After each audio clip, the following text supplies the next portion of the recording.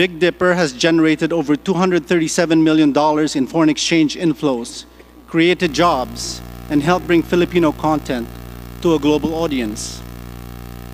We would like to point out, Your Honor, that the opportunity to avail of tax incentives is open to all companies who are willing to assume the financial and investment risk and comply with the government requirements, and not just to Big Dipper. Your Honor, it was stated that, quote, in 2019, ABS-CBN did not pay its rightful taxes. It avoided this by entering into a compromise agreement with the Bureau of Internal Revenue. Further, there were allegations that the BIR had to file cases against ABS-CBN with the Court of Tax Appeals just to compel ABS-CBN to pay its taxes. Your Honor, we have filed and paid our 2019 taxes. The judicial compromise agreement with the BIR related to taxes for an earlier year and not to 2019. We wish to state that ABS-CBN did not violate the law when it entered into a compromise agreement with the BIR for the settlement of taxes.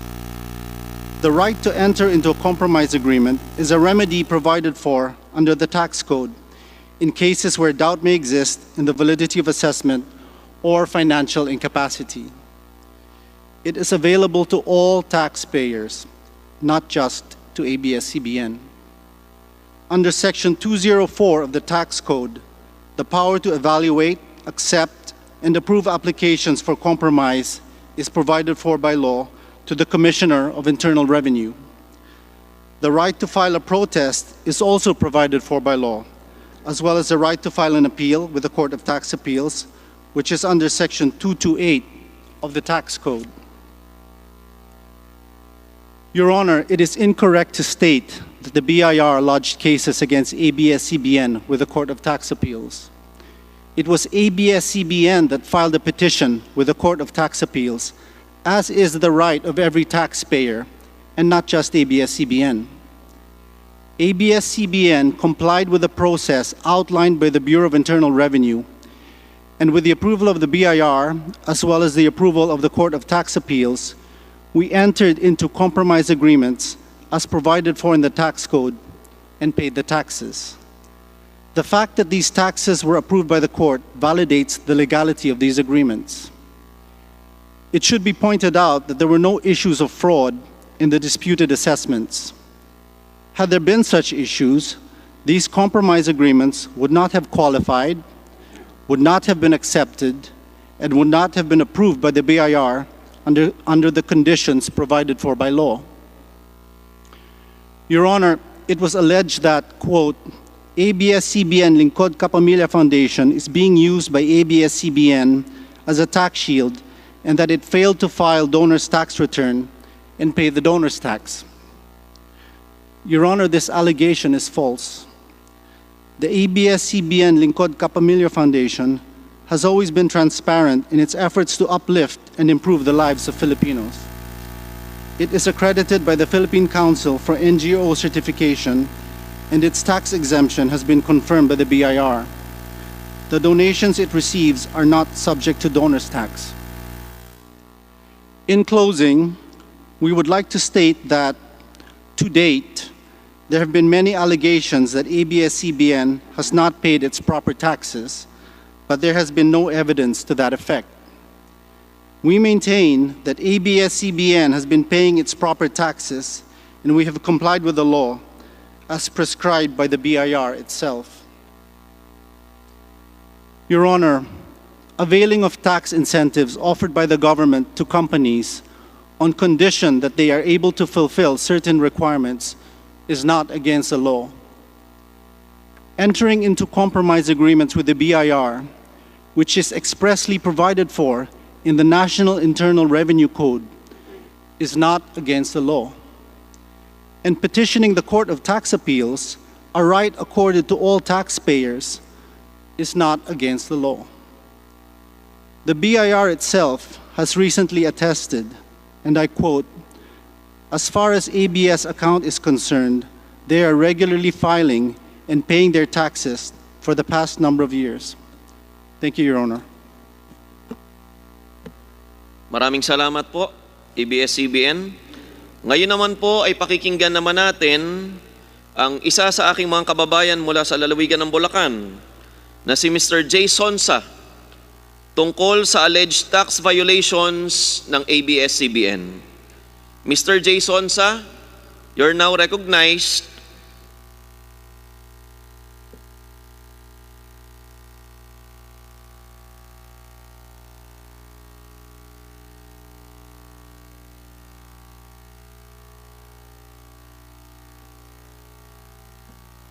Sa aking kalalawigan na si Mr. J. Sonsa, you're now recognized. Maaari nyo pong i-unmute yung inyong telepono upang kayo po ay mas marinig.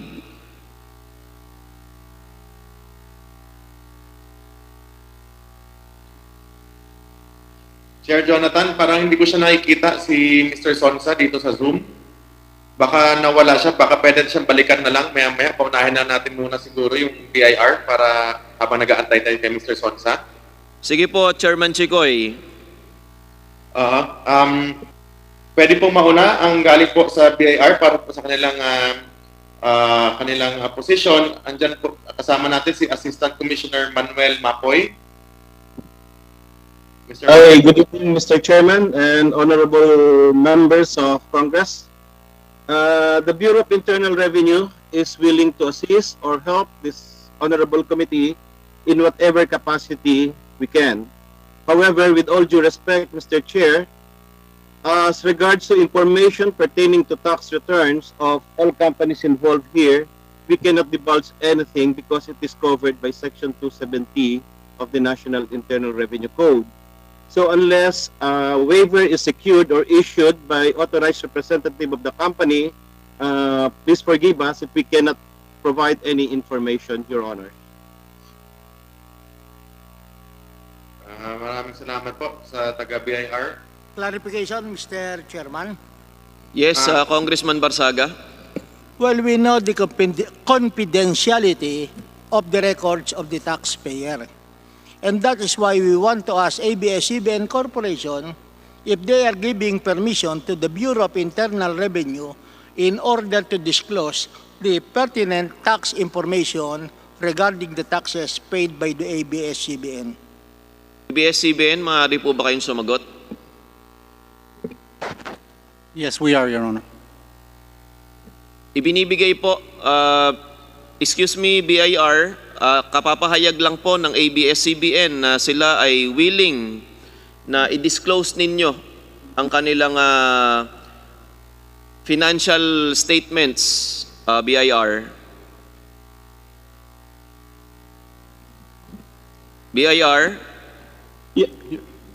Good evening, Mr. Chair. Mr. Chair. Opo. Yes, Mr. Chair. With all due respect, may we know who executed the waiver? It's Ricardo Tan, Group CFO of ABS-CBN. Your Honor, may I just clarify that this is in what just... capacity he is executing the waiver or whether he is authorized by ABS-CBN board to execute the waiver? Sorry, Mr. Chair. Sige po, ipaliwanag po ninyo. Mr. Katigbak, you're now recognized.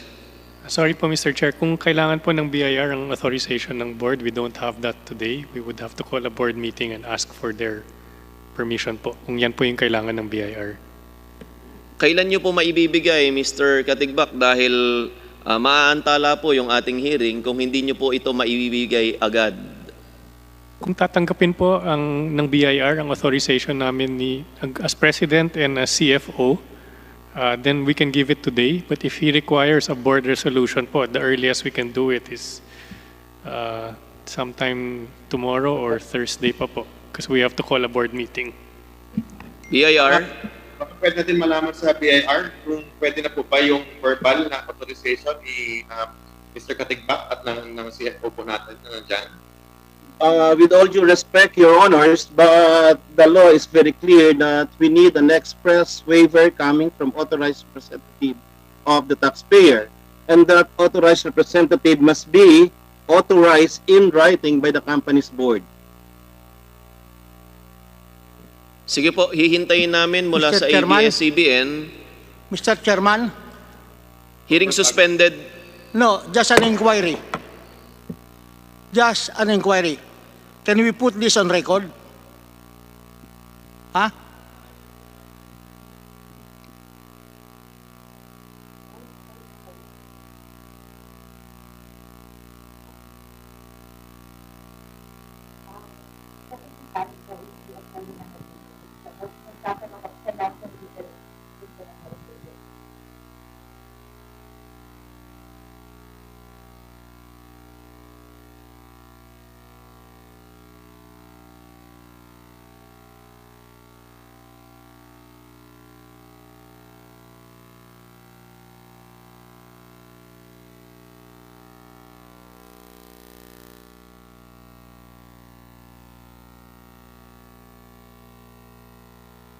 Hearing resumed.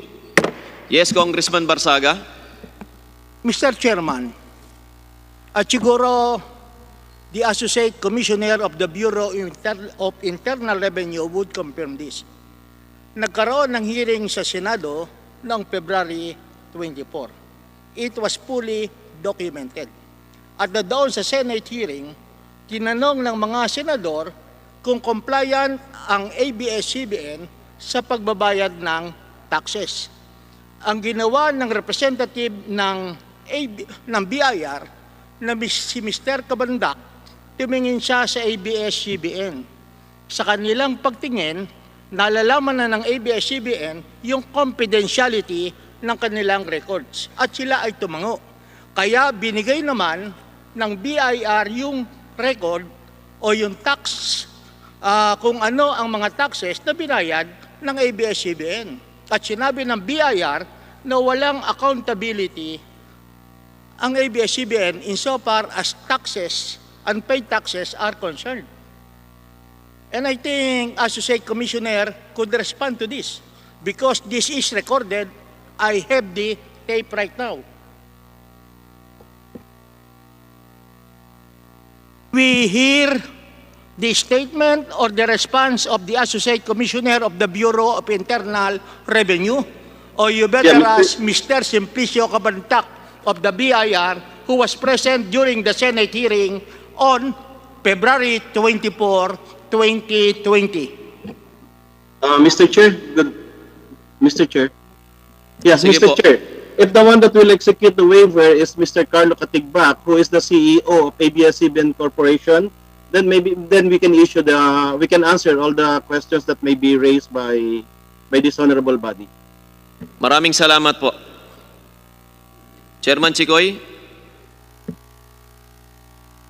Mr. Chairman, ang sinasabi ng associate ng commissioner ng BIR, ang sasagot sa aming mga tanong ay si Mr. Carlo Catigbac. Paano namin mako-confirm kung tama ang kanyang statement? Excuse me po, Congressman Barsaga. Kakasabi lang po ng BIR na kung hinihingi ng CEO ng kung ibinibigay na ng CEO ng ABS-CBN ang waiver sa BIR, ay willing nang sumagot ang BIR sa inyong mga katanungan mamaya. Ibinabalik ko po kay Chairman Chikoy ang pagpipreside. Chairman Chikoy. Maraming salamat po, Chair Jonathan. Pumapayag ba si Mr. Catigbac? Opo. Doon muna papunta kung pili, tatanungin po natin ngayon si Mr. Catigbac kung willing na po siya execute yung waiver na yon para po makasagot po ang BIR sa mga katanungan ninyo mamaya. Yes po, Mr. Chair. We're confirming the waiver. Ayun, Commissioner Mapoy, malinaw na po. Kinonfirm na po ni Mr. Catigbac. So, masasagot na po ninyo freely yung mga tanong mamaya ng ating mga membro. Bago po tayo pumunta po sa interpellation, tawagin po muna natin ang PEZA para sa kanilang pahayag. Nandyan po kasama natin si Director General Charito Ching Plaza. Nandyan po ba? Sa Zoom. Good evening, Your Honors. Good evening po. Good evening, Your Honors, Chairman Alvarez and Guadarramo, and the members of the House of Representatives. The Philippine Economic Zone Authority is the one who registered the Big Dipper, which has been the controversy that allegedly ABS-CBN is hiding its taxes from the incentives that we are providing here in PEZA. May I show to you, Your Honors, the profile of Big Keeper and what are the incentives that PEZA has been providing. Host, Um, can the host allow us to share screen?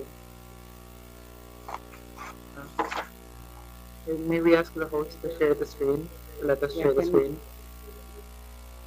Can we present the chart for Comsec, ano po, pakisabihan po yung host na i-share daw yung screen nila para ma-present yung chart. um, while waiting for the chart, Your Honors, let me give you a background of the Philippine Economic Zone Authority. Our investors are the export-oriented companies. And the other group are the ecozone developers. So economic zone developers and operators, these are horizontal and vertical. So the vertical is where the IT centers, where the IT BPOs as our one of our locator companies or sector are located. So our export companies are engaged into manufacturing, processing, refinery, assembly, tourism, medical tourism, and IT BPO. So Big Dipper, Your Honors, belong to the IT enterprise. It is registered with PESA as IT-enabled with creative content, digital film archiving. And the Big Dipper is owned 99% by ABS-CBN. This was registered in September 2009. And the current incentives that it is enjoying is 6 years income tax holiday.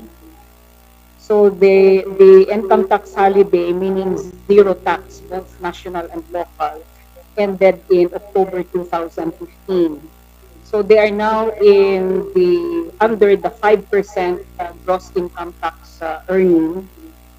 And in the 5% gross income tax, 3% of this is the share of the national government, where ABS-CBN or the Big Dipper will pay direct to the BIR. And the 2%, Your Honors, of the 5% GIE is the share of the local government, where these locator companies are located.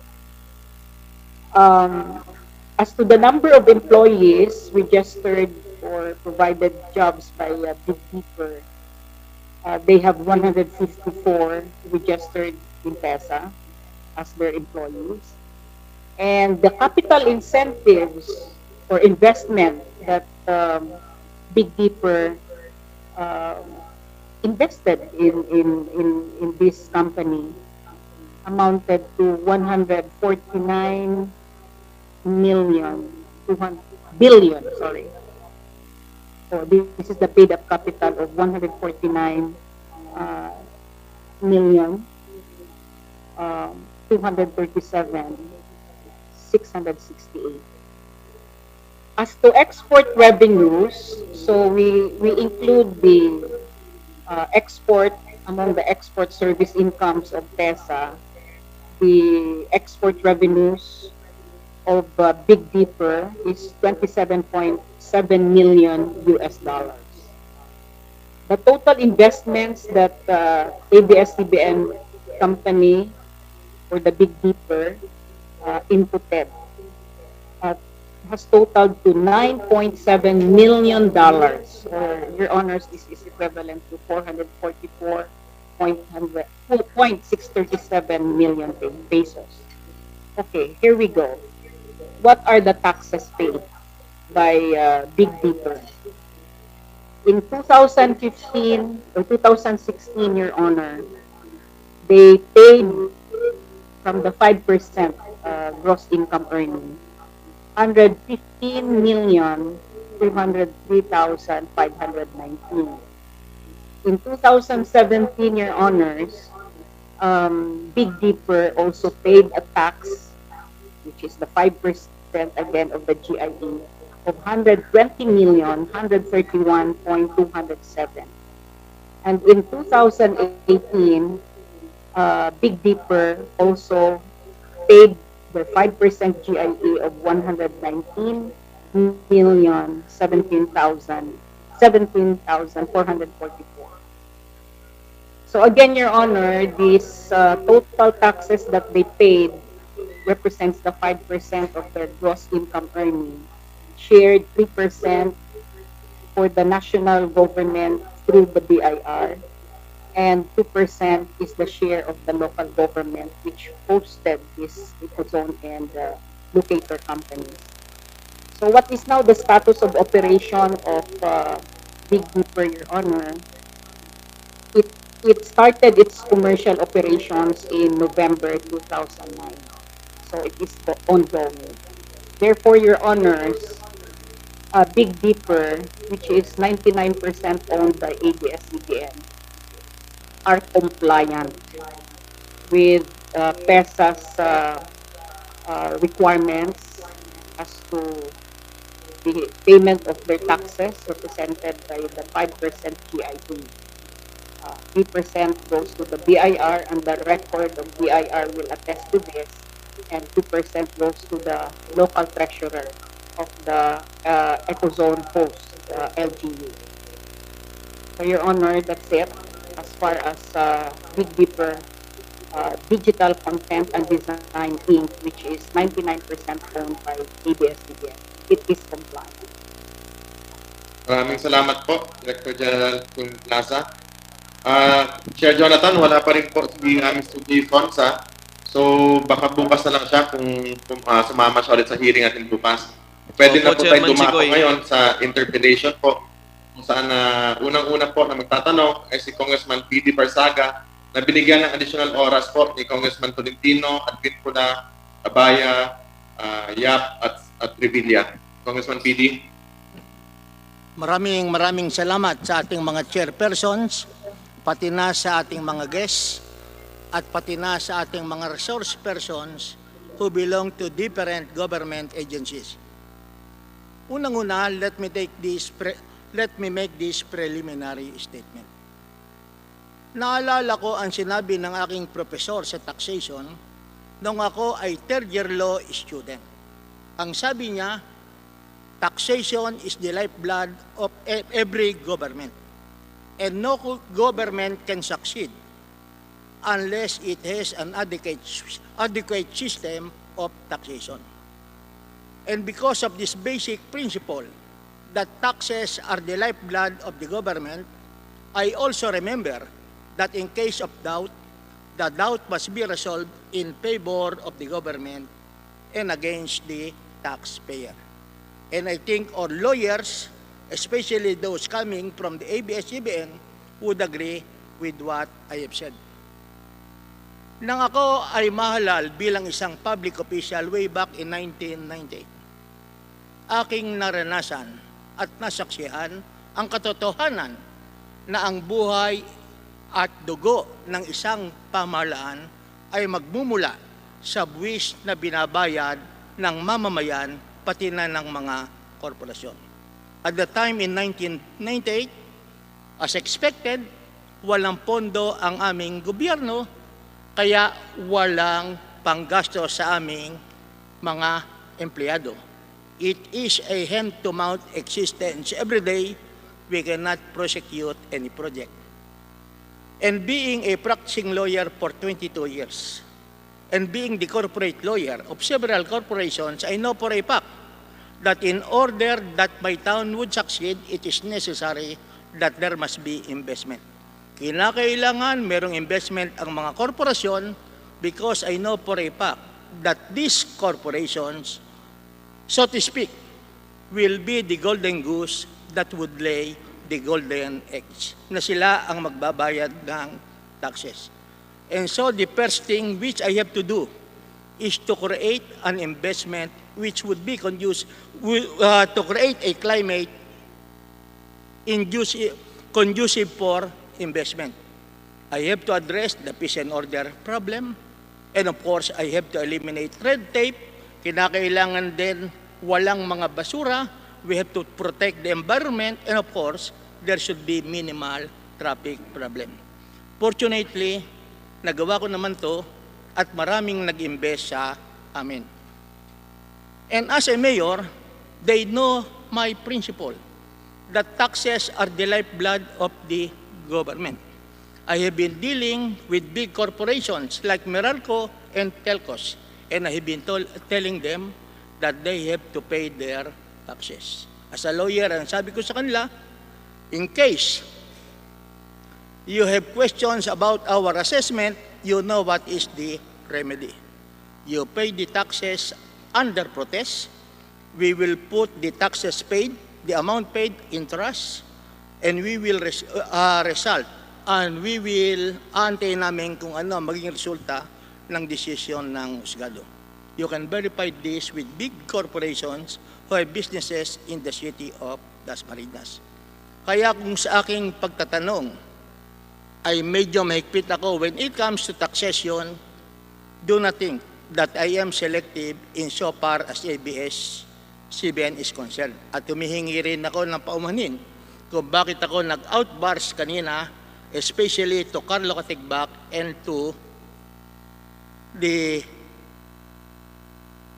Assistant Commissioner of the Bureau of Internal Revenue based on this professional and actual experience regarding taxes.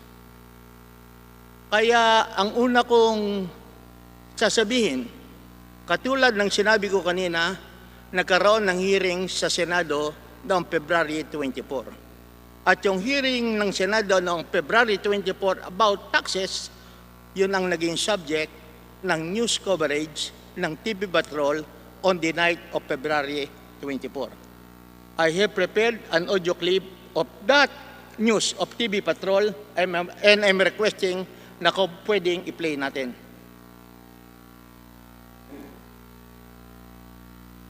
Yeah. Nilinaw na ng BIR sa committee hearing sa Senado kanina, maayos na nakapagbabayad ang ABS-CBN ng mga buwis. Sa katunayan, isa sa top non-individual taxpayers sa bansa ang kumpanya. They are regularly filing and paying their taxes for the past number of years. Ayon sa datos ng BIR, mahigit 14.4 billion pesos na buwis ang binayad mula 2016 at 2019. Bukod pa ito sa corporate income tax 2019 na ihahain pa lang sa Abril. Nasa 8.86 billion pesos rin ang ibinayad sa withholding tax mula 2009 hanggang 2018. Nalinaw rin na walang pananagutan ang network sa NTC.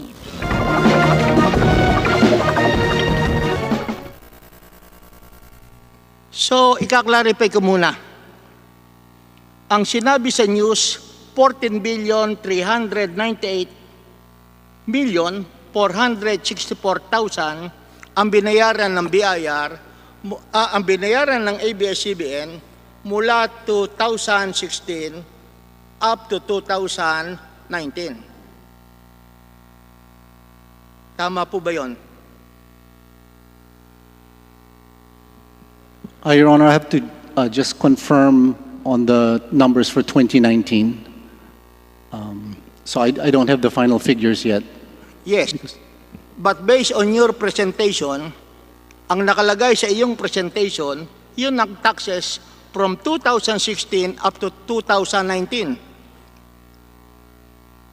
You can refer to your records because sinulat ko ang inyong pertinent data sa inyong presentation. We have the same figures. Gusto ko lang malaman kung yan ay kasama ang taxes sa 2019.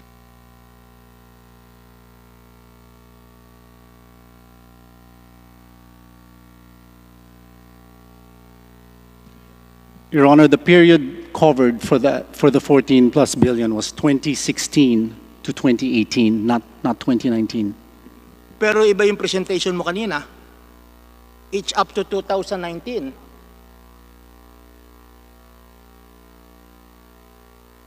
Hanggang 2018 lang po yung So, correct figure. mali yung kanina. It should be 2016 up to 2018. That's correct. Oh. And 2016 up to 2019, ang tax na binayad ng ABS-CBN is 14 billion 398 million 464,316 pesos and 66 centavos. Tama po ba?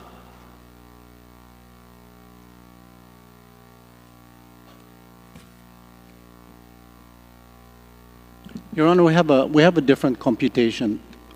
Pero ito ang binigay nyo sa TV News Patrol eh. Oh, gusto nyo i-replay ko ulit? Ha? Hindi po, Your Honor. We just... May ask for a replay. At itigil natin doon sa amount na sinabi ng ABS-CBN. Replay please of the video clip.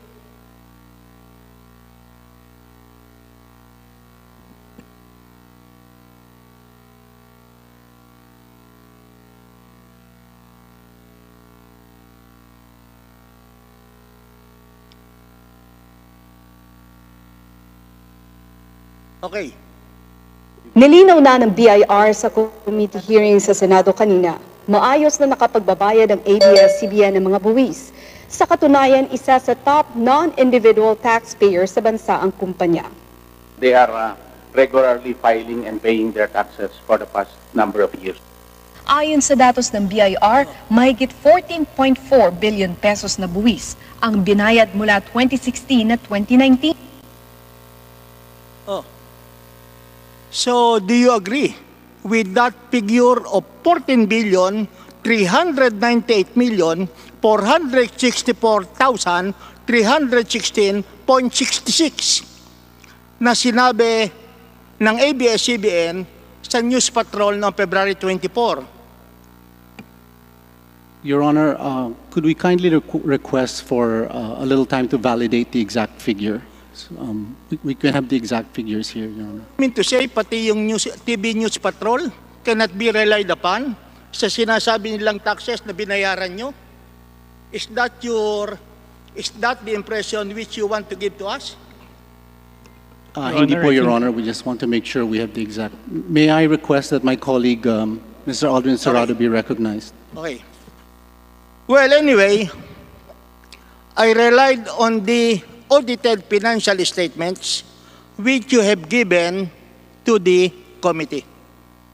And I have a small presentation regarding the figures na kinuha ko doon sa financial statements nyo.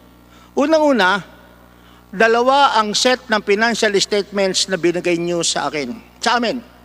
Isang ABS-CBN Corporation and subsidiaries. Kaya ang una kong tanong, ilan ba ang subsidiaries ng ABS-CBN Corporation? Your Honor, we have 14. 1-4. You have only 14 subsidiaries.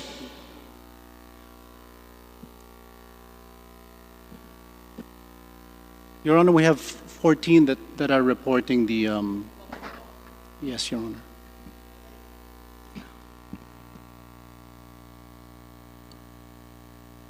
Oh, okay. Your Honor, sorry, may I request that my colleague again be recognized to answer this? Ang tanong ko, ilan ang subsidiaries ng ABS-CBN Corporation doon sa inyong consolidated statements of income na binigay nyo rito sa committee?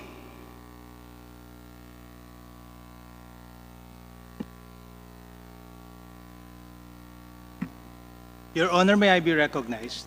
My name is Aldrin Serrado. Your Honor, yung pong subsidiaries na sinasabi nyo is actually in our notes to the financial statements. Pero, this is more or less po, pag tinignan nyo, this is close to a little over 50 po. I don't have the exact number, but I can count it po now because it's listed. Okay, ilagay muna natin ang basis.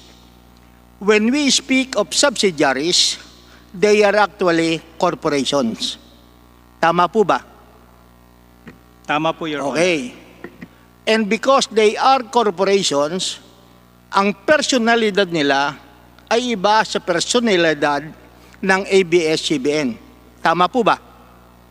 Tama po, Your Honor. And because they have different personalities, yung assets nila at liabilities will not be considered as assets and liabilities or capital of ABS-CBN Corporation. Tama po ba? Tama po, Your Honor. Okay. And they are considered subsidiaries because ABS-CBN, more or less, is the controlling stockholder of the so-called subsidiaries. Tama po ba yun? Tama po, Your Honor. Okay. And because they have a different personality, nagpapile din sila ng income tax different from the income tax and financial statements being filed by ABS-CBN Corporation. Tama po ba? Tama po, Your Honor. Okay. Requesting for the presentation, next presentation of the figures.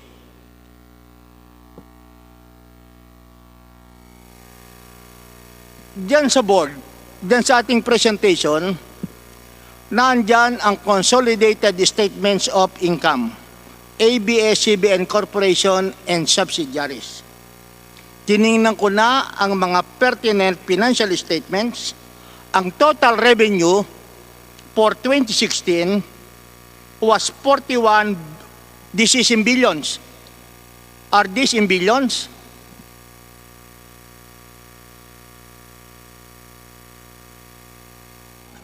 Yung ba si billions? Or millions only? Total revenue.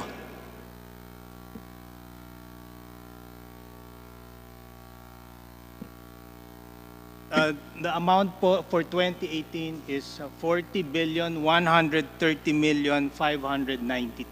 That is the consolidated revenue of ABS-CBN and its subsidiaries. So ito, ABS-CBN Corporation, kasama na yung 50 subsidiaries.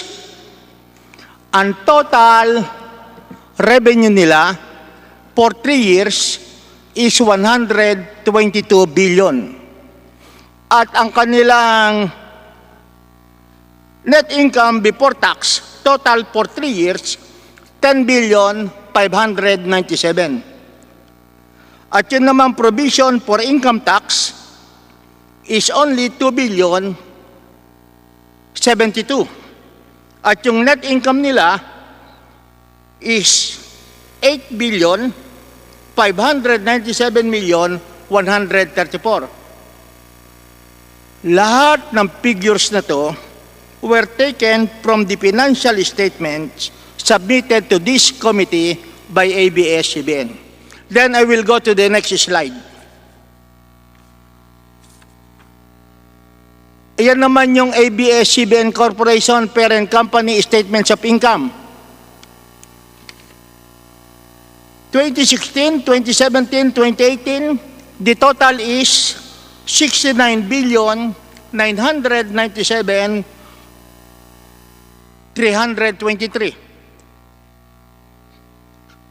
Pagkatapos, ang inyong gross profit, 25,814,481. The net income before income tax is 9,925,301. And provision for income tax is 1,397,343. Net income, 8 billion for 3 years. Ang pinagbasihan ko nito, and you can make the necessary comparison, ay yung audited financial statements na sinubmit ng ABS-CBN to this committee. And then, I took also the liberty of going on your annual income tax return of ABS-CBN Corporation. Next slide, please.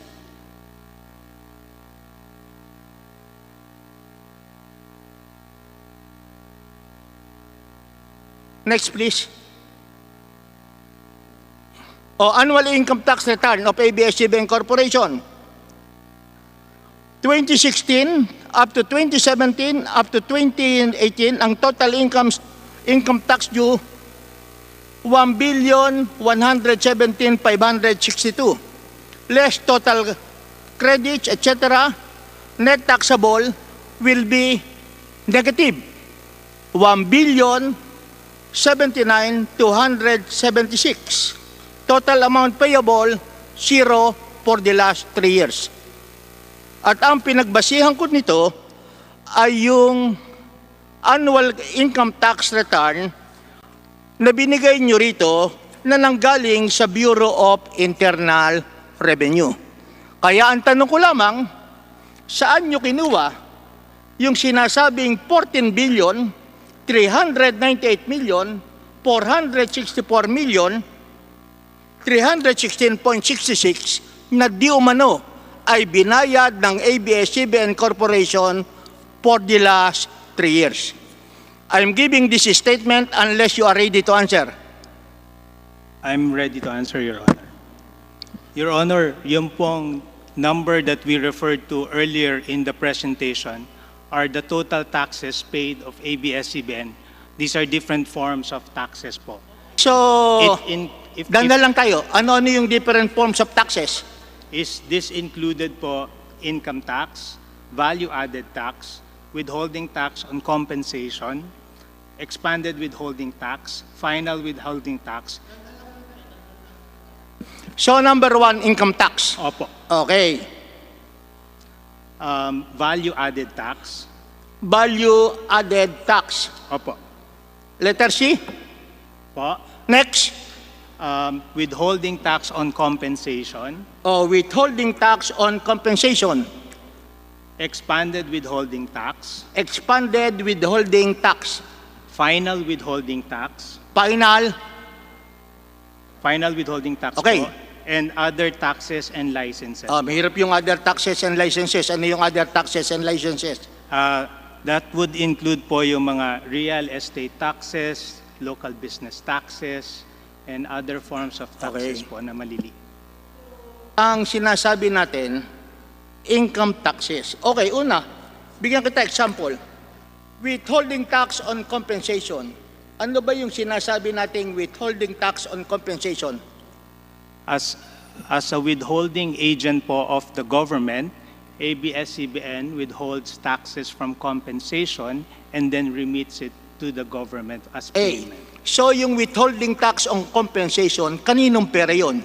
Yung ba pera ng empleyado o pera ng ABS-CBN? Well, technically po, it's actually part of the compensation expense po ng ABS-CBN. Oo nga, pero kanino yung portion ng withholding tax? Yung ba portion ng share ng ABS-CBN o share ng empleyado?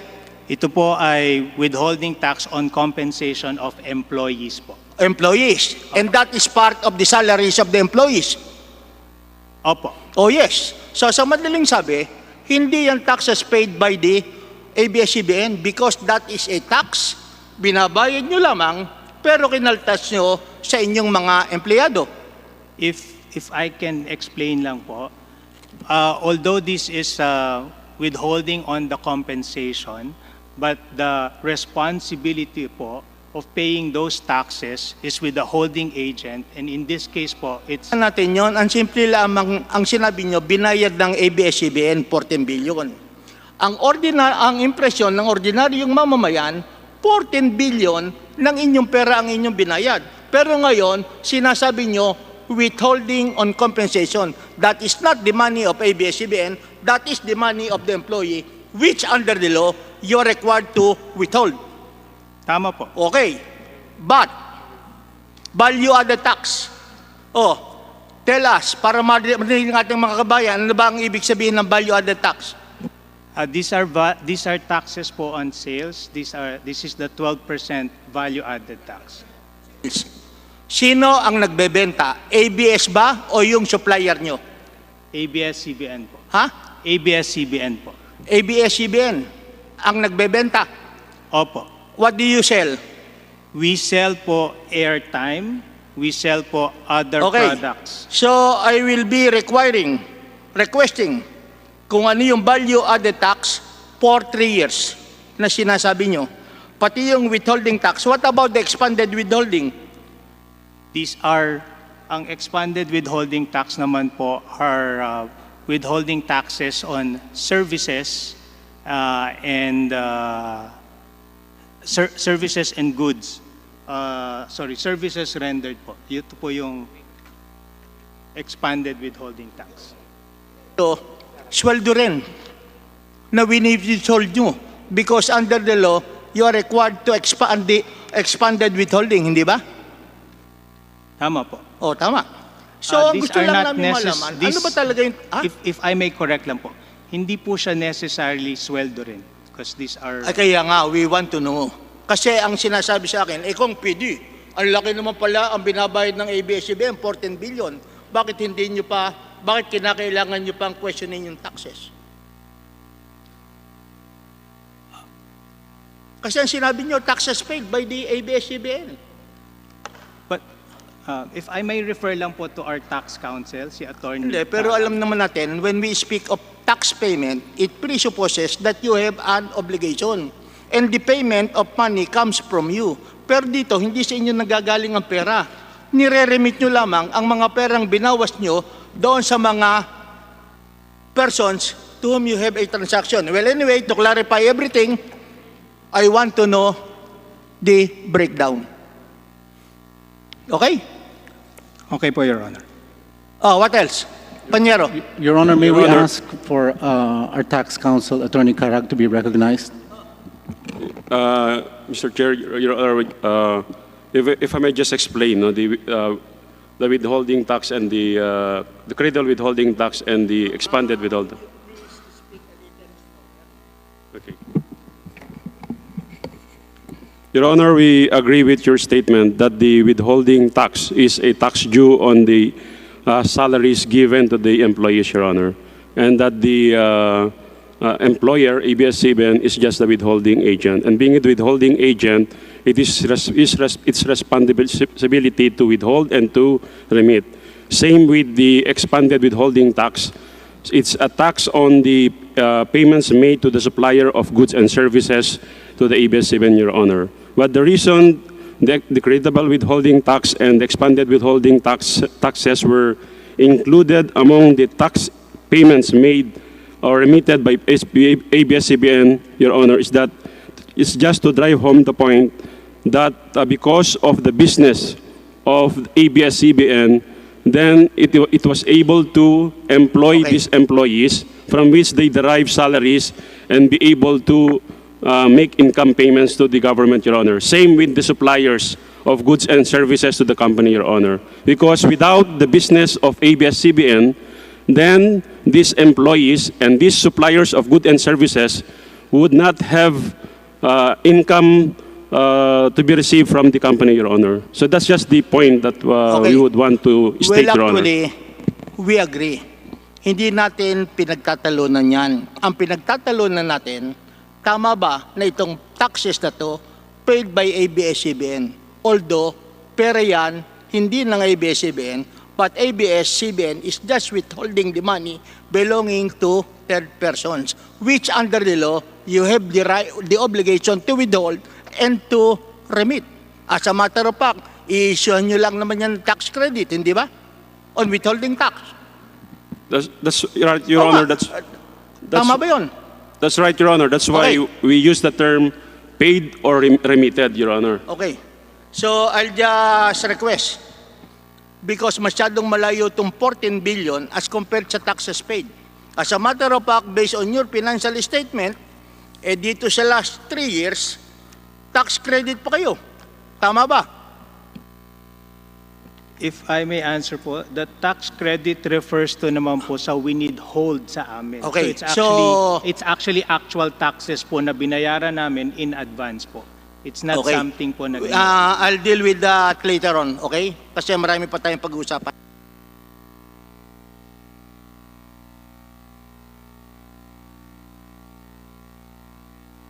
Block time to Ankara. 2016, 2017, 2018 financial statements. Ito ang subject of inquiry na aking napanood kahapon. Block time fees paid by the company to Amcara, 34 billion 964 2016-2015 to 17 and 2018. Well, tiningnan ko itong Amcara Broadcasting Corporation and I was a little bit surprised. Kasi dati ito, Ermita Electronics Corporation. Naging Amcara Broadcasting Network ERA. And then, ang nakalagay sa kanila, sa Wikipedia, 3 years later, in 1996, MTV Asia, etc., and Channel 23 started test broadcast in September 1966 with rebroadcast of the new MTV Asia from Singapore. A month later, it launched its own programming under station name Studio 23 and adopted the slogan Premium Television.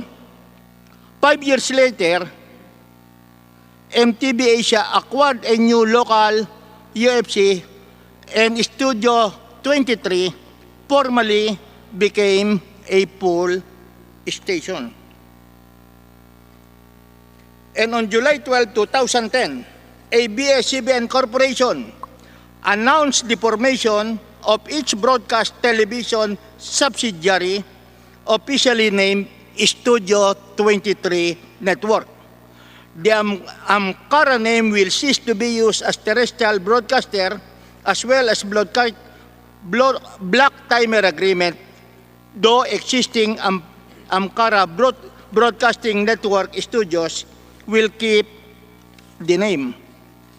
On October 23, 2010, ABS-CBN Corporation officially announced that the integration of their UHF TV network operations as well as Amcara Broadcasting Network has been completed and the two entities will merge into one under the name Studio 23 Network and will operate under the business name of Studio 23 Incorporated. Tama ba itong nabasa ko sa Wikipedia? I will have to confirm that information po, Your Honor.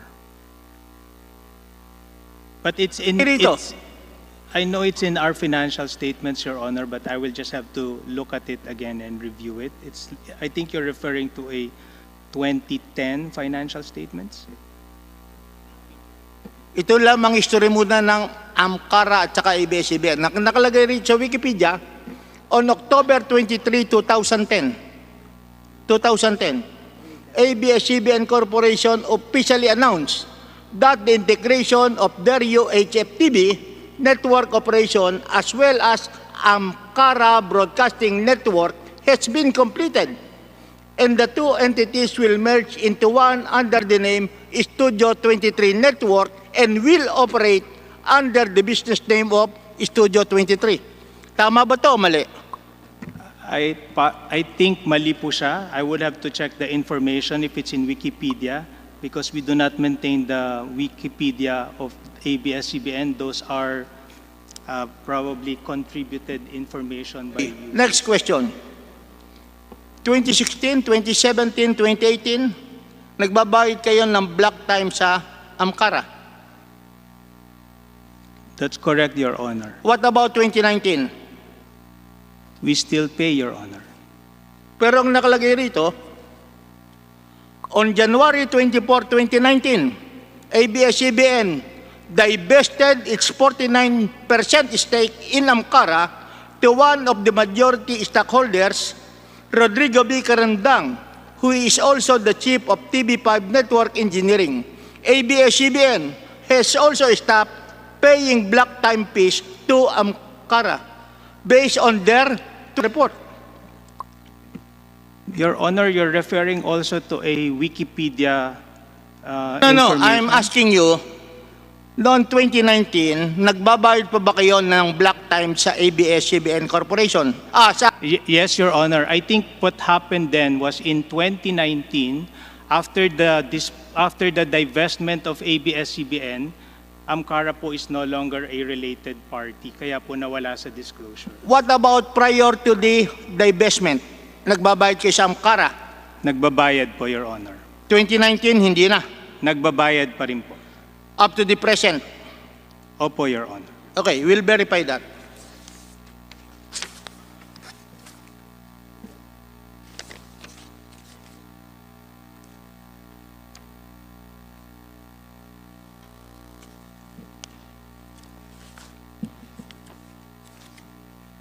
Ay, nawala na yung aking notes.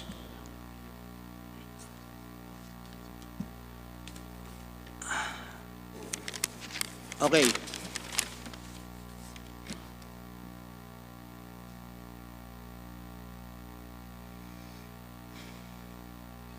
Then let's go to Republic Act 7966. This is the franchise of ABS-CBN.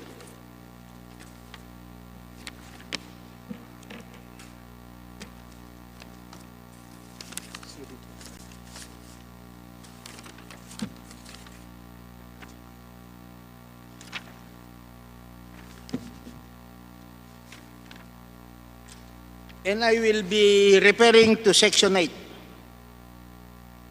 of your franchise issued by Congress of the Philippines. Under Section 8, ABS-CBN shall pay a franchise tax equivalent to 3% of all its gross receipts of radio, television business transacted under this franchise by the grantee. Simple lang ang tanong ko, nagbabayad ba kayo ng 3% gross receipts? In lieu po of the franchise tax, ABS-CBN po pays value-added tax. Where did you get that? I don't have the details of the law, but I refer to Attorney Carag po to explain why in lieu of franchise tax we're paying VAT. Your Honor, because when the VAT law was passed, it superseded the franchise tax provided in the legislative franchises of telecom and broadcasting companies, Your Honor. When was the VAT law approved? It passed the VAT law. To contextualize your query, Your Honor, so before the passage of the VAT law, I would assume that the company has paid the franchise tax, Your Honor. But after the passage of the VAT law, then the VAT took the place of the franchise tax, Your Honor. So I think it was, I cannot exactly recall, Your Honor.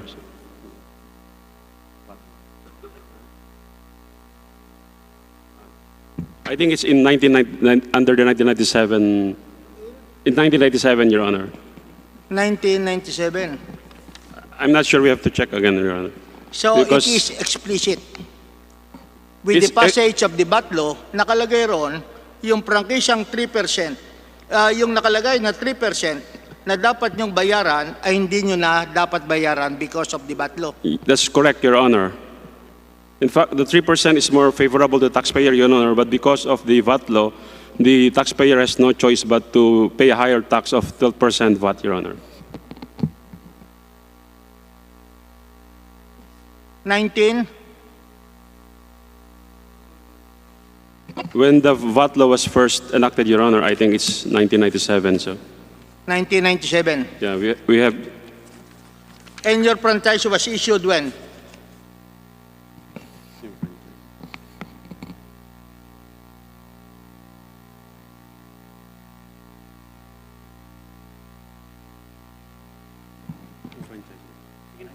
$1995, Your Honor. May we request confirmation from the Associate Commissioner of the Bureau of Internal Revenue regarding this issue?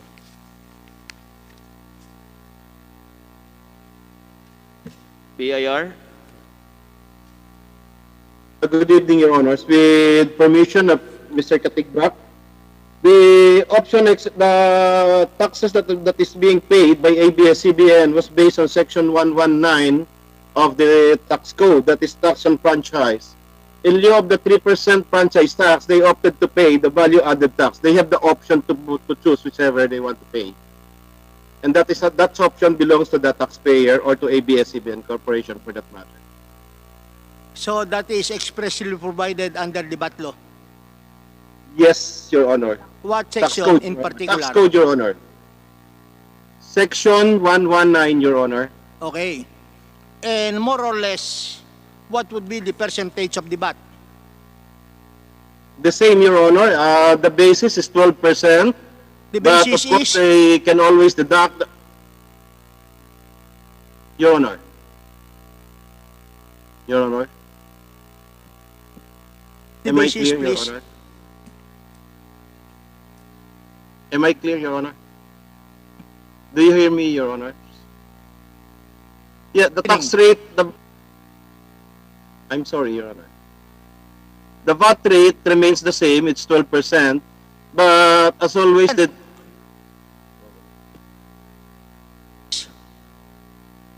we can't hear you, Your Honor.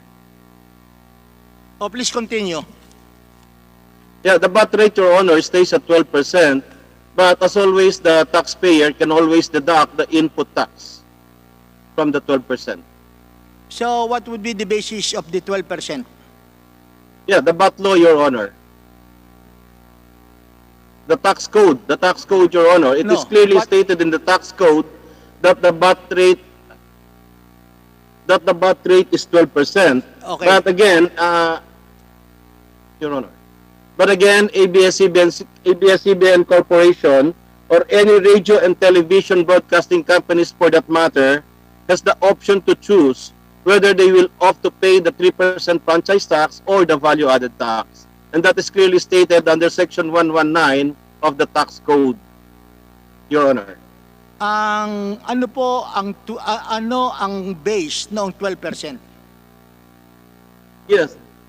The gross sales, Your Honor. The gross sales. The gross sales. Gross sales or gross receipts, Your Honor. So kung merong gross sales na 1 billion, 12% of that would be the output tax, Your Honor. So the 12% should be based on the gross receipts, and that is called output tax, less the input tax, Your Honor. So to shorten, let's Yes, Your Honor. assume that the gross sales is 1 billion. Yes, sir. Yes, Your Honor. Multiply by 12%, so that is 120 million, Your Honor. Okay? And they can always deduct the accumulated input taxes based on their purchases and other expenses, Your Honor. So To how arrive much will at it the be? net VAT payable. Okay? Could you please give us a comparison of the... Yes, just like- we will request the ABS-CBN to show to us the value-added tax, the VAT tax, in lieu of the 3% gross under the franchise. Can you do that, compañero? The tax expert. Your Honor, are you asking for how much was paid for value-added tax?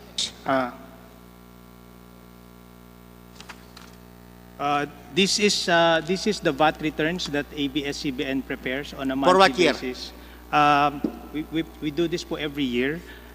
For 2018 po, we paid 942 million in value-added tax. In 2017, we paid 1,250,000,000.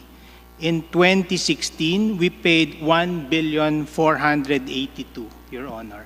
Could you just give us that document?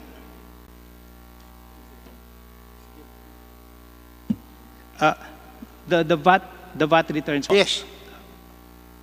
Sige po, for 2016, 17, and 2018. 18.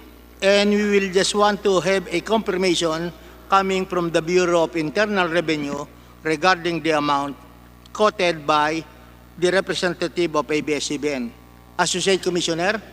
Your Honor, can I request po ba na pwede po bang yung annual VAT return or you still want the monthly VAT return? No, only the annual. Thank you po, Your Honor. Is that duly received by Bureau of Internal Revenue? Stamp received by the BIR? Meron po kaming, what you call this, payment form, pero electronic na po ang payment. So hindi na po siya stamped received by the BIR. Shit. Yun po yung pwede kong ibigay na payment form. But the payment form po is monthly, and then there's an annual. Then you just budget. consolidate. Okay, sir. For every month, 12 months in 1 year. Oh, Attorney the Bisera. young lady is raising her hand. Your Honor, I just want to state that the Supreme Court has confirmed the liability of ABS-CBN as subject to VAT in one case. No, that's the case of Quezon City and City Treasurer of Quezon City versus ABS-CBN Broadcasting Corporation, which was decided in 2008. And that is pursuant po, Your Honor, to Section 118, which provides for a 10 million threshold of gross receipts. That's why ABS-CBN is subject to VAT. Who are the parties to that case? The parties po are Quezon City and City Treasurer of Quezon City versus ABS-CBN. And who filed the case in court? In the court of origin, who was the one who filed the case, ABS-CBN, against the Quezon City government? I think it's no, ABS. You are citing a record. There are only two parties. Yes. The plaintiff and the defendant, or the petitioner or respondent. The case is started before the regional trial court. And according to you, the parties are ABS-CBN and Quezon City government. So my question is very simple. Sino ang nagdemanda? ABS-CBN Corporation. Yes po, Your Okay. Honor. Who won in the RTC? Your Honor, I have to provide the detail, look back into the case because I don't have all the details, Your Honor. But the trouble is that you cited a case before the Supreme Court. Yes po. If you will just be reading the decision of the Supreme Court, then you will know the parties. The court ako, where the case originated. Kung sino nanalo sa RTC, kung sino nagdala sa Court of Appeals, and who brought the case before the Supreme Court. Yes po. That's the job of every lawyer. So ngayon, hindi mo alam yun. Kung sino nanalo sa RTC, kung ABS o Quezon City government. I don't know. You don't know? Ikaw nag-cite ng kaso eh. Just lang po to state about the liability to pay pero the VAT. sinasabi nga natin, decision niya ng Korte Suprema. Yes Ang tanong ko lamang, sino nag-file ng kaso sa RTC? ABS ba or Quezon City? My understanding, Your Honor, is ABS-CBN. ABS. Yes Sino po. nanalo sa RTC? Your Honor, unfortunately, I don't have all the details, yun ang problema but I natin. can, look at it. And Pero kung inform binasa you. niyo yung kaso na sinited mo, you can answer all these basic questions. Panyara, sorry. I have to be honest with you. What's the case? Your Honor, if I may say something lang po, regardless po dun sa VAT returns that you're asking, we submitted it po together with all our other submissions. Okay, we'll verify that. So it's with COMSEC na po. So it's on a month-to-month basis. Monthly VAT return, quarterly VAT return, and then the Is annual. there a consolidated yearly return? It has to be added po, Your Kaya Honor. nga, Kasi returns po ito. Kaya nga sinasabi ko, para madali tayo, yearly na lamang. Sige po. But the VAT returns po, Your Honor, are with COMSEC already. Kaya nga, yung yearly lamang. Yes, Your Honor. Because you have been presenting voluminous documents here. Hindi lamang 3 filing cabinet na. Then we go to ABS-CBN convergence. And I think Carlo Kadikbak would be very familiar with this. ABS-CBN convergence. Based on the articles which I have read, you were the former president of ABS-CBN convergence. Po, matagal na po yan. But yes, Matagal na. po. So ABS-CBN convergence has also a franchise. Expired na po. Expired na. Ano ang prangkisa nila? Telecoms franchise po. Ha? Telecoms franchise. The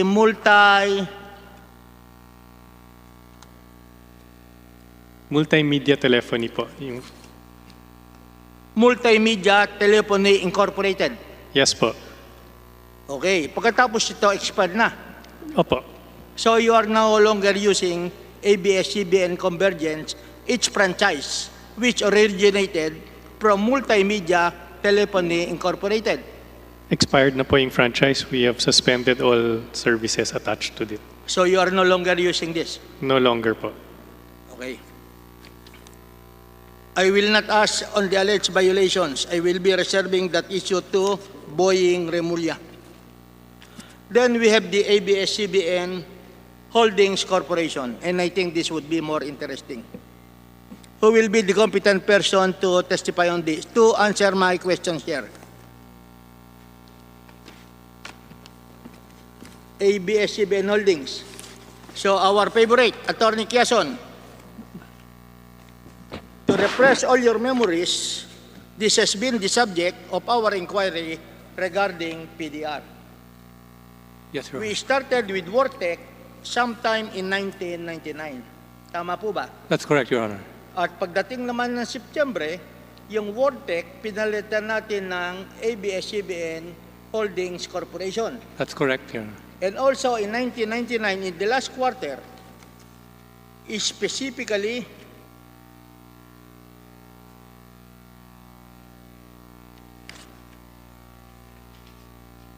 in the last quarter of 1999, 132 million PDRs, or 132 million shares of stock of ABS-CBN coming from Lopez Incorporated were transferred to ABS-CBN Holdings Corporation. That's correct, Your Honor. Oh, that's correct. And based on our previous discussions, binenta to in the sum of 46 pesos for every PDR. That's correct, Your Honor. Oh, that's correct also. I reviewed the financial statements of ABS-CBN Holding, and I think the Bureau of Internal Revenue would confirm this. Not a single centavo has been paid as income tax by ABS-CBN Holdings Corporation mula noong 1999 hanggang sa kasalukuyan. I'm not an accountant, Your Honor, but I'm not an accountant, Your Honor. Who can answer? Because you have submitted the documents pertaining to ABS-CBN Holdings Corporation. Ang sinasabi ko lamang, yung ABS-CBN Holdings Corporation, mula noong 1999 hanggang sa kasalukuyan, not a single centavo has been paid as part of any income tax. Totoo ba yun o hindi? Mr. Chair, kasi wala po sa amin ng officer ng ABS Holdings Hindi, po. pag-uusapan natin dito mga taxes eh. Opo, pero ABS Holdings is not a subsidiary po of ABS-CBN Corp. Kung gusto niyo po, we can invite somebody tomorrow to come to talk about the financials of ABS Holdings. Hindi po sakop ng ABS Corp ang operations or financials ng ABS Hindi, pero ang Holdings. sinabi niyo rito, yung mga subsidiaries niyo eh. Hindi po subsidiary namin ng ABS Holdings, Mr. Pero Chair. all the shares of stock ng ABS-CBN Corporation ay nasa ABS-CBN Holdings Company. Is that right? Corporation? Not all In effect po, parang nasa taas pa po ng ABS Corp ang ABS Holdings.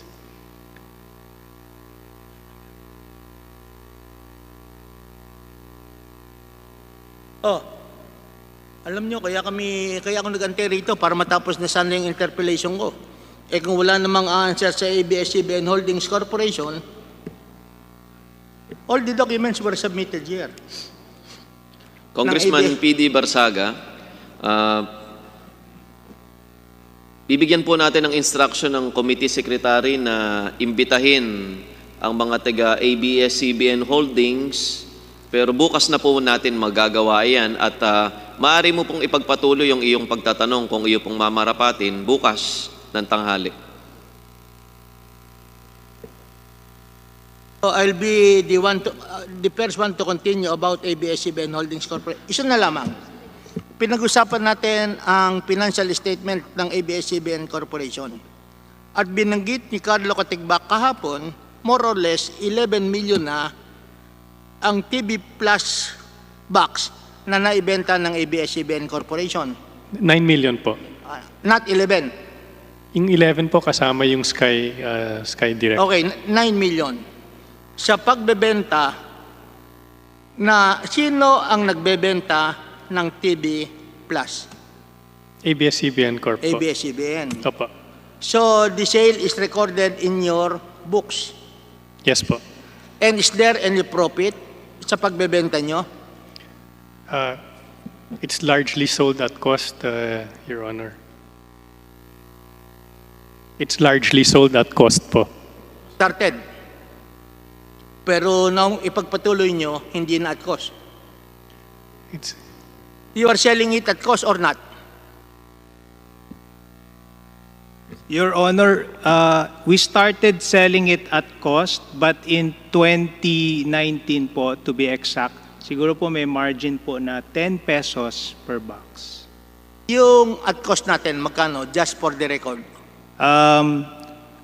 Nagsimula po ito ng 2,500 pesos per box. 2,500 pesos per box. Then bumaba po yung presyo niya sa marketo. At ito pong huli, binibenta namin siya at 1,499. 199. Opo. And you had a profit in that price of 1,499. More or less po, hindi po kalakyan. Siguro po mga 10 piso po per box. Piso? Opo. It's not even enough po to recover the other expenses related to managing the DTT operations. No, I'm just a little bit curious. Pero bukas siguro I have to discuss the issue pertaining to ABS-CBN Holdings Corporation because you submitted all the financial documents here and I would like to have some inquiries regarding ABS-CBN Holdings Corporation. Espanyero, hindi kaya to? Your Honor, I'm just serving here as tax counsel for ABS-CBN Corp, Your Honor. So I don't have authority to represent ABS-CBN Holdings, Your Honor. But based on the documents submitted to us, it is also SGB handling the financial statements of ABS-CBN Holdings Corporation. With what accounting firm are you I'm with a law firm, Your Honor. A law firm, Your Honor. I'm not from the accounting firm, Your Honor. You are from? A law firm. Poblador? No, Carag, Zaballero, Llamado, and Abiara Law Offices, Okay. Your Honor. So with that reservation, Mr. Chairman, I'll continue tomorrow at 1 o'clock. Opo, Mr. Congressman P.D. Barsaga. At kayo po ay natitiran pa ng more or less 10 minutes para bukas. Masyadong maliit na yun. Marami kasi kaming off-the-record discussion. Kung po may magpapadagdag, kung meron pa pong magbibigay sa inyo ng oras bukas, ay maaari nating idagdag sa inyong So I would oras. just express my gratitude to our resource persons, especially to the government agencies, officers of the government agencies, coming from the Bureau of Internal Revenue and from the PESA. So yung Big Dipper, meron ding mag-a-answer sa inyo. Who? The three of you. Okay? So thank you very much, Mr. Chairman, and to all our resource persons. Maraming salamat po, Congressman P.D. Barsaga. At mula po dyan ay puputulin muna natin ang hearing na ito at ipagpapatuloy natin bukas ng 1:00 ng tanghali. At si Congressman P.D. Barsaga po ang kauna-unahan na magtatanong at inaasahan po natin na dadalo na bukas at iimbitahan po natin ngayong gabi ang mga taga-ABS-CBN Holdings Corporation. Ganon Mr. din Chairman. po, inaasahan po natin na si Mr. J. Sonsa ay magbibigay na ng kanyang pahayag bukas. Yes, Congressman Barsaga. With regard to the news article that ABS-CBN for 2016, 2017, and 2018 has paid 14,398,464,316.66. I think the resource persons of ABS-CBN could give to us a breakdown of this 14 billion.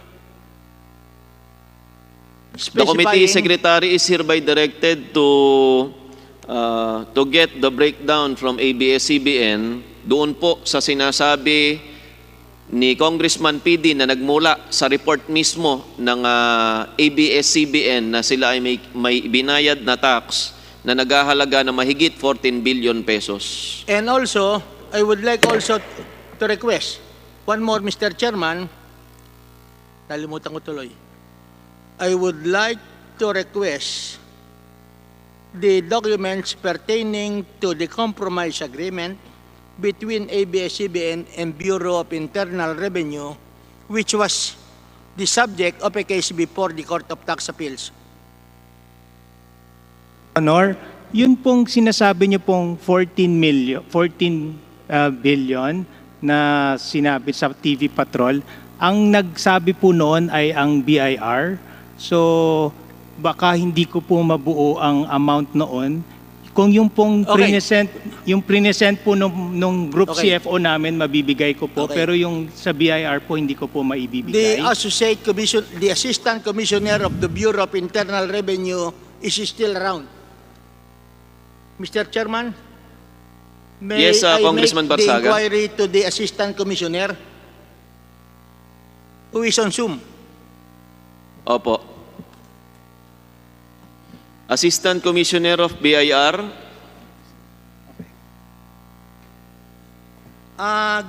Good evening, Assistant Commissioner. Yeah, Your Honor. Yes, Your Honor.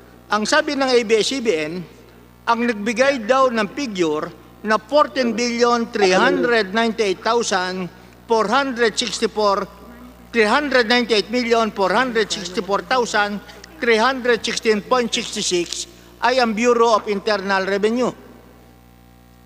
What can you say about that statement of ABS-CBN? Your Honor, with permission of Mr. Katigbak again, that figure was given by Mr. Kabantak sometime in 2019, sometimes in February of this year, and that figure is not complete yet. For the period beginning 2016 to 2019, the total taxes paid and remitted by ABS-CBN Corporation amounted to 15,382,423,364 pesos and 16 centavos. When the 14 billion something figure was given by Mr. Kabantak, we don't have the complete data yet, Your Honor. Assistant Commissioner, pwede bang i-present nyo yung taxes paid by ABS-CBN and separately the total taxes remitted by ABS-CBN, such as the withholding tax, expanded withholding tax, etc. Because we want to know magkano ba talaga ang binayad ng ABS-CBN as tax coming from their own money to the government.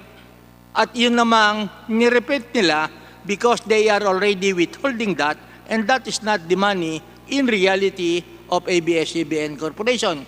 Did you get my inquiry? Noted, Mr. Chair. We will do that, Mr. Chair. Tomorrow. Can we expect that tomorrow? Yes, Mr. Chair. And what time? Before 1 o'clock? Because your office is very near Yes, Congress. Your Honor. Yes, Your Honor. Okay, so we will be waiting for that at around 12 o'clock. Yes, Your Honor. With permission from Mr. Katigbak. Okay, thank you very much, Assistant Commissioner. Maraming salamat. Maraming salamat, Congressman PD Barsaga. At kagaya po ng sinabi ko kanina, bibigyan ka po muli namin ng pagkakataon bukas na magtanong. At ikaw po ang kauna-unahan sa listahan na magtatanong bukas. At inaasahan na yung mga hindi masagot ng ABS-CBN ay masasagot na ng ABS-CBN Holding Corporation bukas. Sa mga nanonood po na mga kababayan natin, lalong-lalo na doon sa may mga panaghoy sa issue ng Meralco, sa mataas na singil ng Meralco.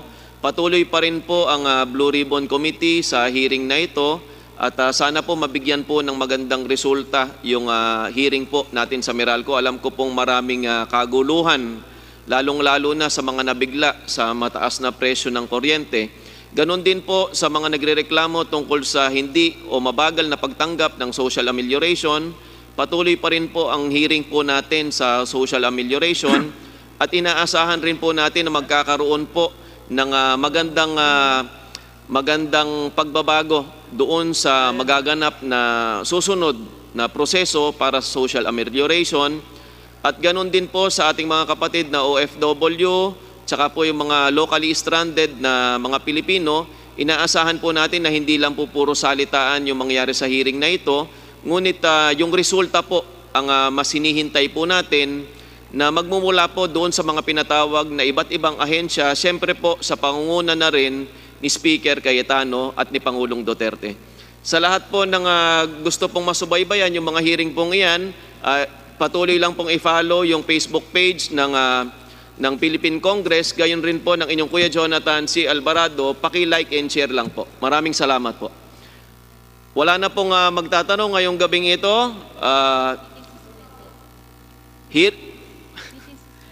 Bukas ka na po, Congressman Barsaga. Hearing suspended. Suspended.